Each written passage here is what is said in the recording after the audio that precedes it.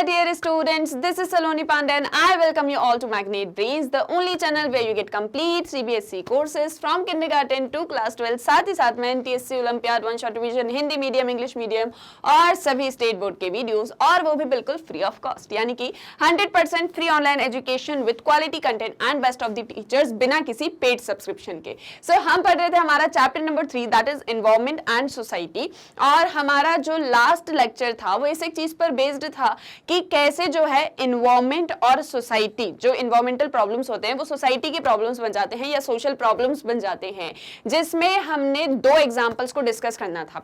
सबसे पहले हमने सस्टेनेबल डेवलपमेंट को डिस्कस कर लिया है, सो वो आपको हमारे लास्ट लेक्चर में मिल जाएगा, प्रीवियस लेक्चर आप उसको देख सकते हो कि कैसे सस्टेनेबल डेवलपमेंट करके हम सोसाइटी को भी जो है बचा सकते हैं, मतलब सोसाइटी को भी मैनेज कर सकते हैं, एनवायरनमेंट को भी मैनेज कर सकते हैं। नेक्स्ट एग्जांपल है वाटर स्कैरसिटी का, और यही हमारे आज के लेक्चर का टॉपिक है, that is water scarcity a case study. देखो, स्टार्ट करने से पहले वैसे हम यहाँ पर मतलब वाटर स्कैरसिटी को डिस्कस करेंगे, जो कि आपकी बुक में दिया हुआ है, वाटर पार्क्स वगैरह एक्सेट्रा। यहाँ पर पहले एक मैं आपको शॉर्ट इंट्रोडक्शन दे दूं कि हमने जो है क्या सारी चीजें प्रीवियस लेक्चर्स में पढ़ी हुई थी, तो क्या होगा कि आपको सारा कुछ रिकॉल हो जाएगा और आपको ये वाला लेक्चर बहुत अच्छे से समझ में आएगा। सो हम पढ़ रहे थे environmental problems as social problems, जिसमें हमने क्या एक चीज समझी कि जो इकोलॉजी होती है उसको मैनेज करना सबसे ज्यादा इंपॉर्टेंट है। अगर हम उसका बहुत ज्यादा एक्सप्लॉइटेशन करेंगे तो वो इकोलॉजी नहीं बचेगी। एंड जैसा कि स्टार्टिंग से पढ़ते हुए आ रहे हैं, अगेन वही चीज कि ये एक 2 वे प्रोसेस है, where nature shapes society and society shapes nature, मतलब कि नेचर ही सोसाइटी को बनाती है और सोसाइटी नेचर को बनाए रखती है। तो जब तक ये दोनों चीजें नहीं चलेंगी या इन दोनों में से किसी एक में भी इम्बैलेंस होगा तो सब कुछ जो है मतलब ह्यूमैनिटी जो है वो खतरे में आ जाएगी। सो हमें क्या करना है, एक बैलेंस बना के रखना है, किसके बीच में, इकोलॉजी और सोसाइटी के बीच में। जब हम एनवायरनमेंट को मैनेज कर पाएंगे तब हम एनवायरनमेंट और सोसाइटी इन दोनों को अच्छे से मैनेज कर पाएंगे, और एनवायरनमेंट सोसाइटी को अच्छे से मैनेज करने के लिए हमें सोशल रिलेशन जो है या जो सोसाइटी में इनइक्वालिटीज हैं उन्हें खत्म करना है। देखो कैसे समझोगे, ये हमारी इकोलॉजी है या हमारा नेचर है, एनवायरनमेंट है, हमें इसे मैनेज करना है। अगर हम इसको प्रॉपरली मैनेज कर पाएंगे, इसका एक्सप्लॉइटेशन नहीं होगा, इस नेचुरल रिसोर्सेज को अच्छे से मैनेज करेंगे और एक्सप्लॉइटेशन नहीं होगा, हम सारी चीज़ों को अननेसेसरी जो है हार्म नहीं करेंगे एनवायरनमेंट को, तभी ये इकोलॉजी, ये एनवायरनमेंट हमारे लिए फ्रूटफुल होने वाला है। क्लियर है। सेकेंडली, जो हमारी सोसाइटी है, देखो हम एनवायरनमेंट एंड सोसाइटी के बारे में पढ़ रहे हैं।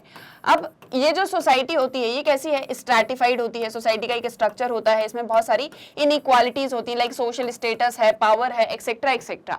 ठीक है, इन सारी चीजों के थ्रू ही सोशल रिलेशंस बनते हैं। इन सबसे क्या बनते हैं, सोशल रिलेशंस बनते हैं। बट क्योंकि हमने देखा है कि जब सोशल इनइक्वालिटीज होती हैं तो जितने भी डिफरेंट ग्रुप्स हैं, जितने भी वेरिएशंस हैं, जितने भी डिफरेंसेस हैं, तो डिफरेंट ग्रुप्स एनवायरनमेंट के साथ में डिफरेंट तरह से रिलेशनशिप रखता है, या एनवायरनमेंट की डिफरेंट ग्रुप्स के साथ में डिफरेंट रिलेशनशिप होती है। जैसे कि हमने पढ़ा हुआ है कि जो रिच फार्मर्स होते हैं, ठीक है, जैसे हमने एक एग्जाम्पल लिया था कि जहां पर एक ऐसा कच्छ गुजरात का एरिया जहां पर जो है वाटर स्कैरसिटी है, तो वहां पर क्या होता है, जो रिच फार्मर्स हैं वो डीप बोरवेल्स करवा लेते हैं जिसके थ्रू उनको पानी मिल जाता है। लेकिन जब रेनफॉल नहीं होती है तो जो पुअर फार्मर्स हैं वो जो है उन्हें पीने को भी पानी नहीं मिल पाता। तो क्यों, क्योंकि रिच और पुअर का गैप सोसाइटी के अंदर है, और इस तरह से एनवायरनमेंट को एक्सेस भी डिफरेंट ग्रुप्स का डिफरेंटली है। तो हमें इन सोशल रिलेशंस में से जितने भी डिफरेंसेस हैं उन्हें खत्म करना है, ठीक है, और एनवायरनमेंट को हमें अच्छे से मैनेज करना है। अगर हम इन दोनों काम में सक्सेसफुल हो जाते हैं तो जो एनवायरनमेंट एंड सोसाइटी के रिलेशंस हैं हम उन्हें ठीक कर पाएंगे, या हम एनवायरनमेंट के प्रॉब्लम्स को खत्म कर पाएंगे, और तभी एनवायरनमेंट हमारे लिए फ्रूटफुल होने वाला है।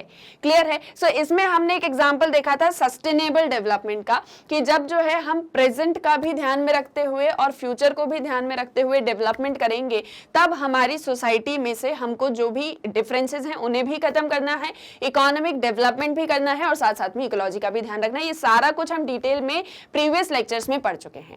अब हम आ जाते हैं एक और केस पे जो कि वाटर स्कैरसिटी को लेके है, और यहाँ पर हम विदर्भ रीजन को भी डिस्कस करने वाले हैं। ये जो यहाँ पर आपको एक छोटा सा मैप दिख रहा है, ये विदर्भ रीजन का है, जिसके अंदर नागपुर, वर्धा, चंद्रपुर और गढ़चिरौली, यवतमल, बुल्ढाना एक्सेट्रा एक्सेट्रा ये सारे डिस्ट्रिक्ट्स इसके अंदर आते हैं। ठीक है, महाराष्ट्र, कर्नाटका, ये जो सारा मतलब मैप में आपने ये वाला रीजन देखा है, इसी के आसपास में विदर्भ रीजन है। आपको मैप पर मतलब आप जब उसको गूगल करोगे तो आपको मैप में दिख जाएगा विदर्भ, अगर आप इसे सर्च करोगे, ठीक है, उसमें ये सारे रीजन्स आते हैं, ठीक है। और यहाँ हम वाटर स्कैरसिटी की एक केस स्टडी को डिस्कस करने वाले हैं। क्लियर है? अब मेरे को मतलब आई होप आपको ये तो क्लियर हो गया होगा कि पढ़ने क्या वाले हैं और क्यों हम ये सारी चीजें डिस्कस कर रहे हैं। तो एक एग्जांपल यहाँ देखेंगे वाटर स्कैरसिटी को लेके। वाटर स्कैरसिटी है मतलब पानी की कमी अगर किसी एरिया में है, सो वो हमको एक एनवायरमेंटल रीजन देखने को मिलता है। लेकिन ये एनवायरमेंट की प्रॉब्लम कैसे सोसाइटी के लिए प्रॉब्लम बन जाती है, उसे हम यहाँ पर डिस्कस करेंगे। ओके, देखो, water starved Vidarbha has a growing number of water parks and amusement centres. Water starved Vidarbha मतलब कि जो विदर्भ रीजन है वहां पर पानी की कमी है और इसके लिए हमने जो है ढेर सारे वाटर पार्क्स और अम्यूजमेंट सेंटर्स बनाए हुए हैं, जिसके थ्रू हम ये जो पानी की कमी है इसको थोड़ा सा इसकी भरपाई हम कर पाएं। ठीक है, उसके लिए क्या बनाए हैं, बहुत सारे वाटर पार्क्स और अम्यूजमेंट सेंटर्स रखे हैं। In Shegaon, Buldhana, a religious trust runs a giant meditation center and entertainment park. एक जो यहाँ पर रीजन बताया गया है शेगांव बुल्ढाना, ये जो एक रीजन है, यहाँ पर एक रिलीजियस ट्रस्ट है जो एक मेडिटेशन सेंटर और एंटरटेनमेंट पार्क चलाता है। तो इन सारी चीजों के थ्रू क्या हो रहा है, कैसे कैसे वाटर स्कैरसिटी को जो है कहीं ना कहीं थोड़ा सा कम करने के लिए, मतलब जो वाटर स्कैरसिटी पानी की कमी है उसको हम कैसे जो है पूरा कर सकते हैं, कुछ स्टेप्स उसके लिए लिए जा रहे हैं। ये जो सारा लेक्चर है अगर आप इसे कहानी के फॉर्म में सुनोगे, एक स्टोरी फॉर्म में सुनोगे तो आपको क्लियर होगा। ठीक है, और ये बहुत इंपॉर्टेंट है। देखो, और केस स्टडीज की इंपॉर्टेंट क्या होती है, जब हम केस स्टडीज करते हैं किसी पर्टिकुलर रीजन, किसी पर्टिकुलर एरिया, किसी पर्टिकुलर टॉपिक की, तो ये पहली चीज तो सबसे ज्यादा इंपॉर्टेंट होती है, ये आपको टॉपिक से कनेक्ट करती है, आपको एक स्टोरी फॉर्म में सारी चीजें समझ में आ जाती हैं। एंड द मोस्ट इंपॉर्टेंट कि आप कल को किसी भी कॉम्पिटिटिव एग्जाम्स की प्रिपरेशन करने वाले हैं, मान लीजिए आप यूपीएससी कर रहे हैं, आप लॉ कर रहे हैं, एक्सेट्रा एक्सेट्रा, तो उसमें भी केस स्टडीज बहुत ज्यादा इंपॉर्टेंट हो जाती हैं। मतलब जब वो आप सिलेबस वगैरह पढ़ोगे तो आपको समझ में आएगी। तो केस स्टडीज इंपॉर्टेंट होती है। बहुत बार हम केस स्टडीज को छोड़ देते हैं, लेकिन ये केस स्टडीज इंपॉर्टेंट होती है। क्लियर है? तो इसलिए आपको ये टॉपिक को बहुत अच्छे से समझना है, ऐसी छोड़ मत देना कि यहाँ तो बस वाटर पार्क के बारे में बताया जा रहा है। ठीक है, अच्छे से समझो कि एग्जैक्टली चीजें क्या हैं, तो आपको प्रॉब्लम से समझ में आएंगी और एनवायरमेंट की प्रॉब्लम कैसे सोशल प्रॉब्लम बनी ये भी समझ में आएगा। ओके, अब देखो, efforts to maintain a 30 acre artificial lake within it ran dry in this summer but not before untold amounts of water were wasted in this attempt। मतलब कि यहाँ पर ये एक चीज समझाई जा रही है कि इस वाटर स्कैरसिटी को खत्म करने के लिए बहुत सारे अटेम्प्ट्स किए जा रहे हैं। जैसे यहाँ पर एक ये जो है मेडिटेशन सेंटर, एंटरटेनमेंट पार्क बना दिया, वाटर पार्क्स बनाए जा रहे हैं जिसके थ्रू इसकी कमी को पूरा किया जाए। एक 30 एकड़ का आर्टिफिशियल लेक बनाया गया, ठीक है, जिसके थ्रू पानी की जो कमी है हम उसको पूरा कर सके। लेकिन इन सारे अटेम्प्ट्स में होता यह है कि बहुत सारा even untold amounts of water जो है वो वेस्ट भी होता है। हम कमी तो पूरी करना चाह रहे हैं बट बहुत बार वाटर वेस्ट भी होने लग जाता है। Here the entry tickets are called donations। In parks में अगर आप एंट्री कर रहे हो तो जो एंट्री टिकट्स होती है उसे डोनेशन कहा जाता है, क्योंकि उस एंट्री के पैसे से जो है इन वाटर पार्क्स में पानी की सप्लाई वगैरह जैसे भी करके वो सारा अरेंजमेंट और मैनेज किया जाता है। In Yavatmal, a private company runs a public lake as a tourist point। Yavatmal में एक प्राइवेट कंपनी है जिसने की एक पब्लिक लेक बनाया है और उसे टूरिस्ट पॉइंट की तरह रखा जाता है। सो अल्टीमेटली ये सारे अटेम्प्ट्स किस लिए हैं, ताकि हम इस वाटर स्कैरसिटी को कम कर सके। अमरावती में 2 से ज्यादा ऐसे स्पॉट्स हैं, लेकिन धीरे धीरे ये सब ड्राई होते जा रहे हैं। ठीक है, धीरे धीरे ये सब जो है ड्राई होते चले जा रहे हैं, इनका पानी जो है खत्म होता चला जा रहा है, क्योंकि विदर्भ रीजन में इतनी ज्यादा वाटर स्कैरसिटी है। सो ये एक एनवायरमेंटल इशू है, लेकिन ये सोशल प्रॉब्लम कैसे बन रहा है वो हमें समझना है। So there are others in and around Nagpur, मतलब ढेर सारे रीजन्स में ऐसे बहुत सारे वाटर पार्क्स हैं जिसके थ्रू हम इस वाटर स्कैरसिटी को कम करना चाहते हैं। Now this in a region where villages have sometimes got water once in 15 days। ये एक ऐसे रीजन है जहां पर जो विलेजर्स हैं उन्हें 15 दिन में, 15 डेज में सिर्फ एक बार जो है पानी मिलता है, पानी की सप्लाई उनके पास में होती है, जिसके थ्रू वो अपनी नीड्स को सेटिस्फाई करते हैं। आप सोचिए, आपको 15 डेज में सिर्फ एक दिन आपके घर में जो है पानी आता है और आपको वो पानी भी लिमिटेड है, और ठीक है वो भी लिमिटेड आ रहा है। ऐसा नहीं है कि एक दिन मिला है तो दिन भर पानी ही पानी आएगा आपके पास में, नहीं, लिमिटेड पानी आपके पास में आएगा। उतने में आपको अपना 15 डेज का स्टॉक करके रखना है, पीने का भी और आपके अदर यूटिलिटीज के लिए भी। सोचिए इस चीज को। And where an ongoing farm crisis has seen the largest number of farmer suicide in Maharashtra. अब एक ऐसा रीजन जहां पर पानी 15 दिन में एक दिन आता है, और दूसरी जगह जहां पर फार्मर सुसाइड के केस हमें सबसे ज्यादा देखने को मिलते हैं महाराष्ट्र रीजन में, विदर्भ रीजन में, क्योंकि फार्म क्राइसिस चल रहा है। आप सोचिए, फार्मिंग अगर आप कर रहे हैं, कल्टीवेशन कर रहे हैं, तो इरिगेशन कितना ज्यादा इंपॉर्टेंट होता है। यहाँ लोगों के पास में पीने को पानी नहीं है, तो वो इरिगेशन के लिए कहाँ से पानी लेके आएंगे, अपनी जो है फील्ड्स में किस तरह से पानी देंगे, और जब उनकी फील्ड्स में जो है मतलब किसी तरह का कोई प्रोडक्शन नहीं होता है, तो उनके पास में सस्टेन करने के लिए कोई भी मतलब तरीका नहीं होता। कैसे वो सस्टेन करेंगे? जैसे फॉर एग्जांपल, जब सपोज मैं फार्मर हूं, तो मैंने जो भी कल्टीवेशन किया है, जब वो प्रोड्यूस होगा, मैं उसे मार्केट में सेल करूंगी, तब तो मेरे पास में पैसा आएगा, तब तो मैं प्रॉफिट अर्न कर पाऊंगी, और उस प्रॉफिट से मैं अपना घर चलाऊंगी। लेकिन अल्टीमेटली मान लो ऐसा हुआ कि मेरी फील्ड्स में किसी भी तरह का कोई भी प्रोड्यूस आया ही नहीं, तो फिर मैं क्या सेल आउट करूंगी, मैं कैसे अपनी लाइफ को सस्टेन करूंगी? और ऐसे फार्म क्राइसिस की वजह से हमें महाराष्ट्र रीजन में बहुत सारे फार्मर सुसाइड के केसेस देखने को मिलते हैं। No major project for either drinking water or irrigation has been completed in Vidarbha in decades, says Nagpur-based journalist Jaydeep Hardikar। एक नागपुर-based journalist हैं जो ये बोलते हैं कि कोई भी मेजर प्रोजेक्ट ड्रिंकिंग वाटर को लेके या इरिगेशन को लेके विदर्भ में न जाने कितने सालों से कंप्लीट नहीं हुआ है, ना ही कोई प्रोजेक्ट जो है मेजर प्रोजेक्ट लेके आया गया है जिससे इरिगेशन हो या जिससे चलो ड्रिंकिंग वाटर जो नीड्स हैं कम से कम वही सेटिस्फाई हो सके, वो तक नहीं आया है। मीडिया रिपोर्ट्स के थ्रू हमको ये सारी चीजें पता चल रही हैं। He has covered in the region for years. ये जो हम जयदीप हर्दीकर की यहाँ पर जर्नलिस्ट की बात कर रहे हैं, वो सालों से इस रीजन पर जो है सारा डेटा कलेक्ट कर रहे हैं और उन्होंने ये चीजें बताई हैं। Shri Singh insist the fun and food village conserves water, we use sophisticated filter plants to reuse the same water but evaporation levels are very high in this heat. Shri Singh ये भी एक यहाँ पर मतलब इस रीजन से ही हैं और ये बताते हैं कि फन एंड फूड विलेज जो है वो बहुत सारा वाटर कंजर्व करते हैं, वो जो है मतलब सफिशिएंट वाटर जो है उसको कंजर्व करते हैं, बहुत ही सोफिस्टिकेटेड फिल्टर प्लांट्स के थ्रू वो वाटर को कंजर्व करके रखते हैं और उसे रीयूज करते हैं। ठीक है, वाटर को क्या करते हैं, रीयूज करते हैं ताकि ज्यादा वेस्टेज ना हो। और लेकिन वो ये कह रहे हैं कि यहाँ पर हीट इतनी ज्यादा है, ये कौन सी बात आ गई, टेम्परेचर की बात आ गई कि यहाँ का टेम्परेचर इतना ज्यादा हाई है कि सारा वाटर जो है वो इवेपोरेट हो जाता है। ठीक है, and water is not just used for sports, all the parks use massive amounts of it for maintaining their gardens, on sanitation and for their clients। यहाँ पर जितने भी वाटर पार्क्स वगैरह हैं, जितने भी हमने देखे कि जो है कंपनीज वगैरह ने आर्टिफिशियल लेक बना के रखे हुए हैं, ये सारी चीज़ों में सिर्फ और सिर्फ खेल कूद में, मतलब वाटर पार्क है तो इसका मतलब ये नहीं कि सिर्फ स्पोर्ट्स वगैरह एक्टिविटीज़ के लिए हम पानी को यूज़ करने वाले हैं, बल्कि सैनिटेशन में, गार्डन्स को मेंटेन करने के लिए और क्लाइंट्स के लिए वाटर अवेलेबल हो, हम इन चीज़ों में वाटर को यूज़ करते हैं। It is a huge waste of water and money, says Vinayak Gaikwad in Buldhana. एक यहाँ पर ही रीजन में जो यहाँ विनायक गायकवाड़ हैं वो ये कहते हैं कि ये सारी चीजें, ये वाटर पार्क्स को बनाना, ये सारा एंटरटेनमेंट, ये सब कुछ सिर्फ और सिर्फ waste of water and waste of money है। He is a farmer and a Kisan Sabha leader in the district. वो इस डिस्ट्रिक्ट के फार्मर हैं और एक किसान सभा लीडर भी हैं। That in the process public resources are so often used to boost private profit angers mister Gaikwad, they should instead be meeting people's basic water needs. अब देखो यहाँ पर आ गया capitalism.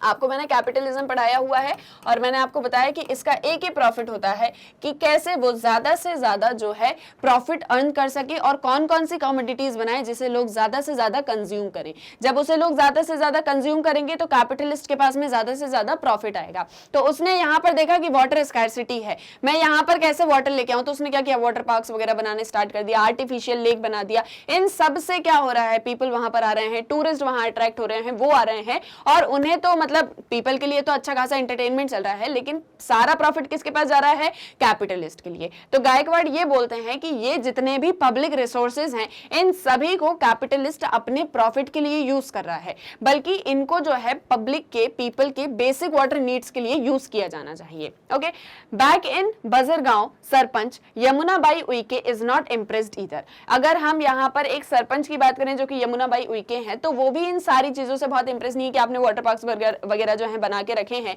Not by the fun and food Village nor by other industries that have taken a lot but given very little, what is there in all this for us, she wants to no.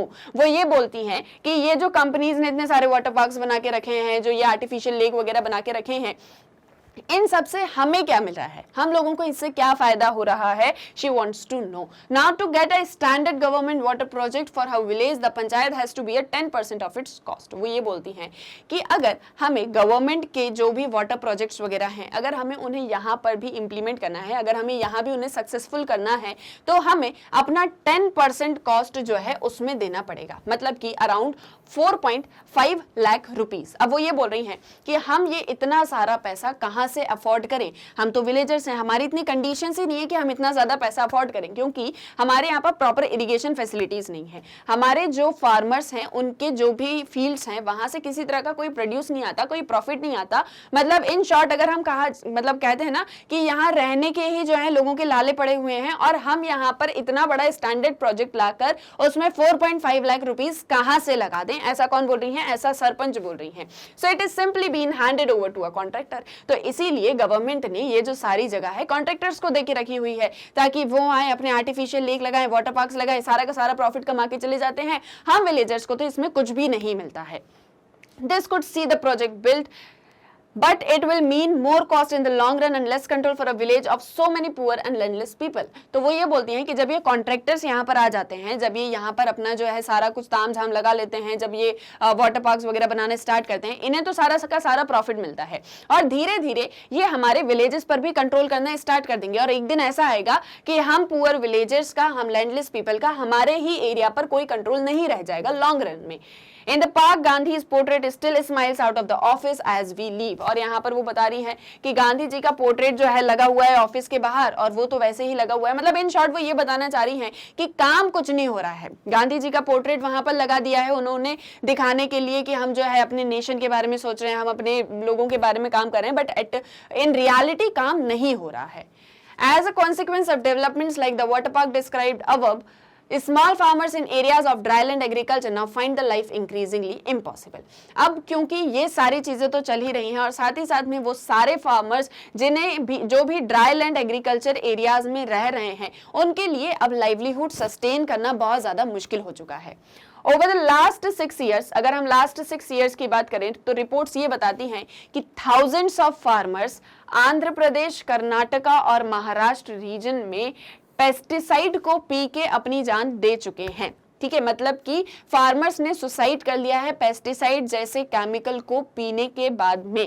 क्यों? क्योंकि अब वो अपनी life sustain नहीं कर सकते। वो कैसे जिएंगे? इन सारी चीजों का किसी भी तरीके का कोई भी मतलब वो नहीं है ना, एक तरीके का इंश्योरेंस नहीं है। उनको नहीं पता कि अब हम कैसे अपनी लाइफ को सस्टेन करेंगे, हमारे पास में पैसा ही नहीं, हम कैसे अपने बच्चों को देखेंगे, हम कैसे अपने घर को चलाएंगे, हम क्या खाएंगे। तो अल्टीमेटली वो किस एक चीज की तरफ जाते हैं? सुसाइड की तरफ में, और सुसाइड अटेम्प्ट कर लेते हैं। सो ये जो सारा एग्जांपल था यहाँ पर जो हमने स्टार्ट किया था कि हमें इकोलॉजी और सोसाइटी को कैसे समझना है, कैसे मैनेज करना है, तो हमने देखा कि वाटर स्कैर्सिटी एक नेचुरल या इन्वायरमेंटल प्रॉब्लम है कि उस रीजन में वाटर स्कैर्स है, और साथ ही साथ में वहां का टेम्परेचर भी हॉट है।